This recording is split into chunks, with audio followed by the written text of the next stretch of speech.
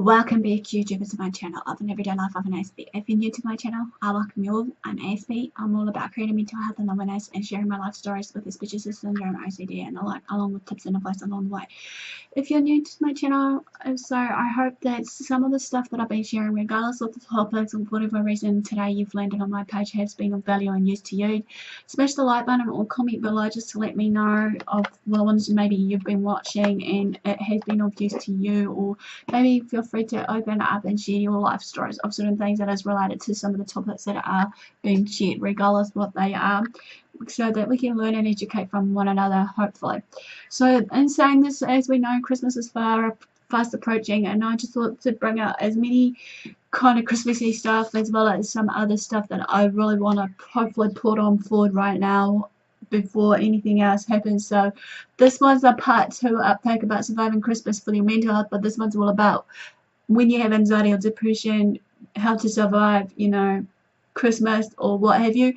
As we know, also basically in saying this, that Christmas is this season is often known as the magical time of year. It's usually, you're spending time with your family and friends. There are presents to be given and received, work functions to attend to, the feast to be consumed, and everything else on the day, which for some is the highlight of the year. For many others, though, however, Christmas is a time which is approached with dread and horror and just a lot of bout of mixed feelings. This can also be a time filled with tension, unmet expectations, and time spent with people we would rather not to be with.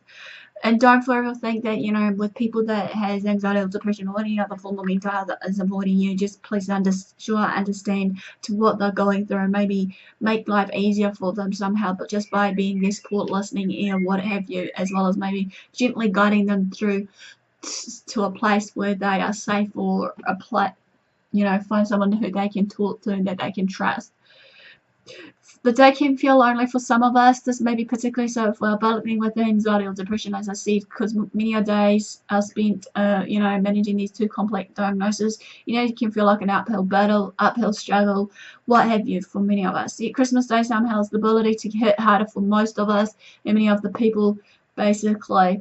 It is a day that will require some foresight or afterthought and careful navigation to get through this day unscathed, worn out, tired, and the like of what will, bring out those vibes for us. Anxiety or depression are a part of our daily landscape or daily routine, what have you, or just a daily, everyday aftermath.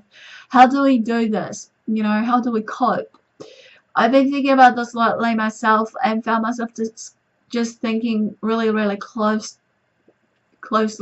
as it's fast approaching of Christmas Day, So here today I'm going to give you some tips of words or wisdom, however, that hopefully I can offer and receive to you on the receiving end, from what I've journeyed with so far, from people near and far that I've been speaking to that may have, experienced some of this, and hopefully in saying this that you can bear in mind on this. So number 1, place self-care on your to-do list. This is a real important one. Sometimes we tend to forget ourselves and focus on others around us throughout the year, but sometimes we need a time of day to just give ourselves.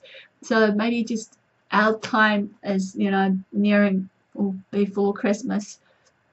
There's so many tasks to do associated with Christmas, each of which can be very demanding and draining emotional and physical energy source.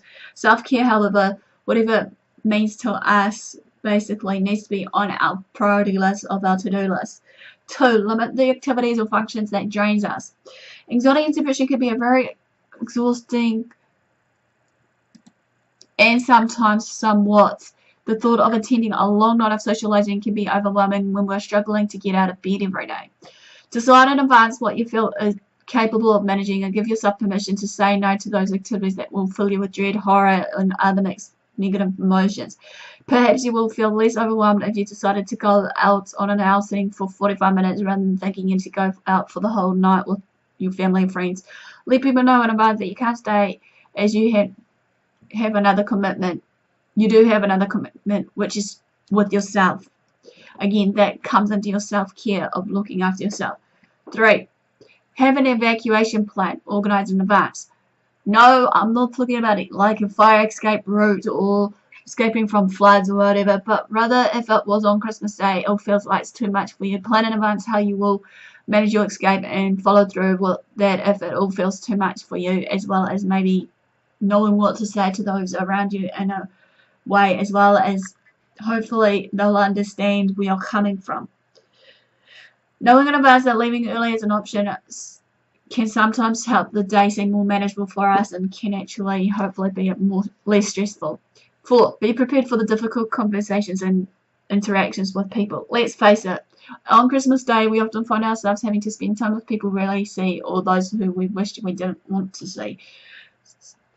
It's very important to be self-protective and in advance practice-wise that you can manage those interactions, however, and exit conversations gracefully. 5. Create your own rituals for Christmas Day. If your experience of Christmas Day has been one of stress and tension in childhood, adulthood offers a chance to create your own rituals. If you were forced to enjoy a 10-hour feast with dysfunctional relatives in your childhood, however, Christmas as an adult offers you the chance to recreate that day in a way that is not only less stressful for you, but also more meaningful to you.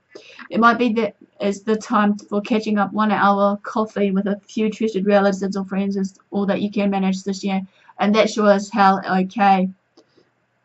6. Don't forget to practice your health and coping behaviors. A great big part of managing depression is a commitment to do simple tasks of daily living. Get out of bed at the same time, have shower straight away, put on some nice clothes, eat breakfast, sit in the sunshine, go for a walk, watch something you enjoy on TV, call a friend, read a book, get to sleep in a reasonable time frame, and the list goes on. Such simple things really do help with depression. It can be tempting to spend Christmas Day in bed feeling overwhelmed, but this may be the very worst thing you can do. Often the best of times, the most simple antidote to a crashing mood is to keep moving and to do something. Anything.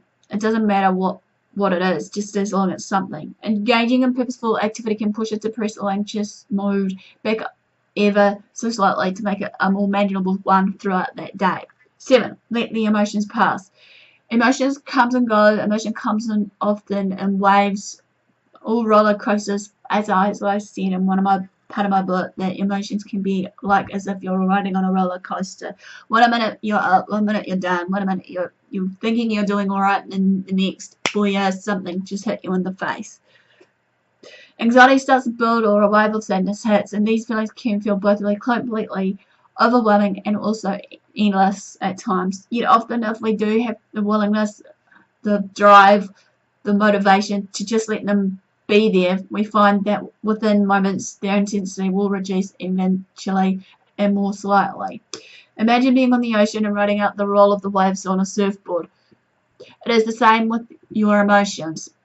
The tension will build up, but eventually we get to the other side eventually. 8. Do things that will improve the moment. As you wait for these emotion waves to pass, and number 7, commit to do something that makes the moment better. Have a shower, watch something nice on TV, baking, have a cup of soothing tea. Research tells us that these simple actions can be ever so helpful. 9. Be aware of your thinking. If negative self-talk is familiar, it may even be more so during this time of year when our minds can conjure up 1,000 thoughts all at once, which makes us either feel anxious, overwhelmed, or deeply sad. The thought, I can't cope with all of this, will endeavour to make you feel just that. The thought, it's just the one day. I can do some nice things for myself and I can cope better than I think I can, may in turn make you feel just that. 10. Remember, this day shall pass. It's just for one day. Plan something on the day to look forward to beyond all the things that you have created of the tension and stress. A nice glass of wine at the end of the day to rewind.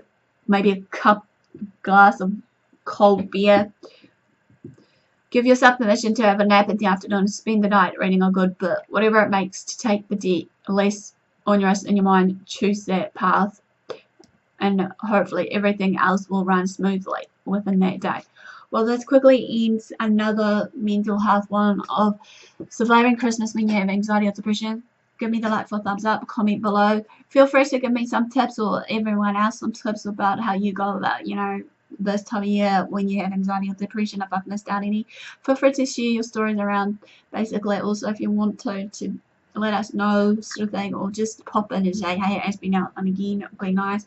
Feel free to share these videos around to family and friends, because as I believe that there will be someone out there that will need to hear it. Feel free to also, if you haven't done so, subscribe to my channel, since like I said, I'm hoping to do this on the daily, but it may shorten down to 3 days a week. So, and all further ado, also turn on the notification bell so you know what's going on with Aspie. Feel free to follow me on my social media sites, because that's where I usually post most things on the daily as well, of what I get up to, especially on my AspieAnswers Facebook page of my very own personal page. So no further ado, guys, thanks for watching. Do what you love what you do. Until next time, Aspie signing out, and I'll see you again soon. Ciao for now.